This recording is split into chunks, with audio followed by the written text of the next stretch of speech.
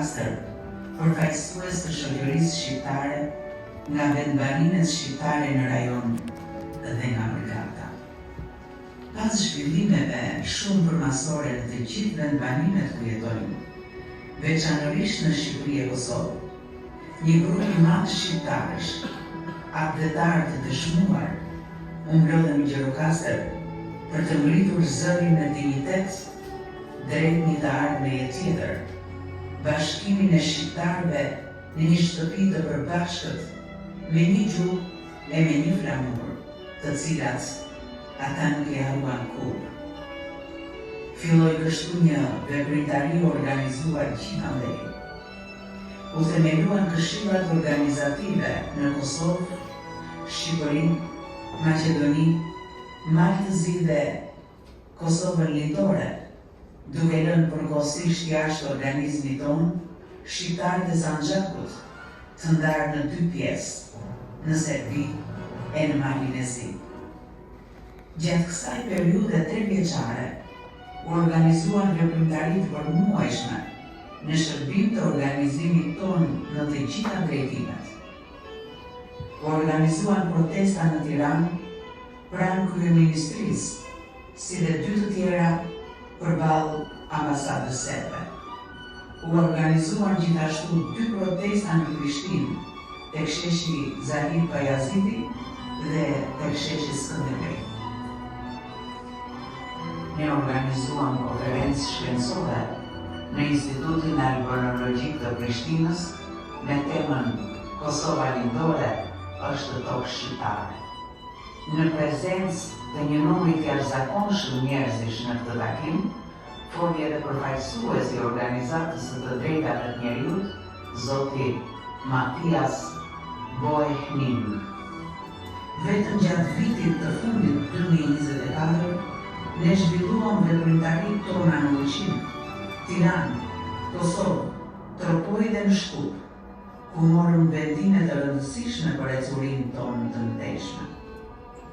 Në takimin e fundit në Maqedoni, ne e pranuam përmbajtjen e rezolutës, si dhe vendosëm datën e zhvillimit të Kuvendit Kombëtar Shqiptar në 2 maj të vitit 2026. Në takimin e Këshillit Organizativ të Shqipërisë, i cili u miratuan takimin e Këshillit të Përgjithshëm Organizativ që u mblodh në Prizren, ku hapë rruga e kësaj kryeze të 7 qershorit. Në të gjithë rrugën tonë, ka udhëhequr Këshilli i Përgjithshëm Organizativ i Kuvendit Kombëtar Shqiptar, i cili nuk është ndalur asnjëherë. Vazhdimi i kësaj veprimtarie frymëzuese është edhe kryeza e sotme me temën Bashkimi Kombëtar Shqiptar. Punojmë pa ndalur për të mbajtur gjallë frymën kombëtare, për të sensibilizuar politikën vendore dhe atë ndërkombëtare, që populli shqiptar nuk duhet të mbesi ndarë, por duhet të bashkohet.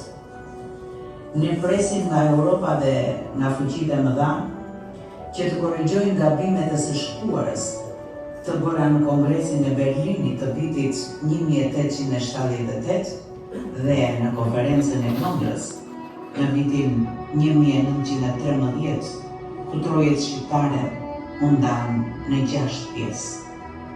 Ne nxisim me përkushtim e vullnet të paekur politikën shqiptare që të vihet në krye të punëve e të udhëheqë jo ndarjen, por bashkimin kombëtar të shqiptarëve.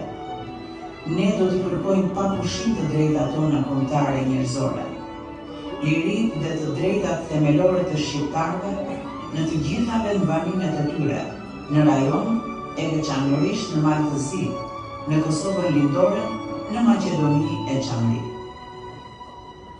Pas zgjidhjen e çështjes kombëtare shqiptare, askush nuk duhet të shpresojë për paqe e stabilitet në rajon.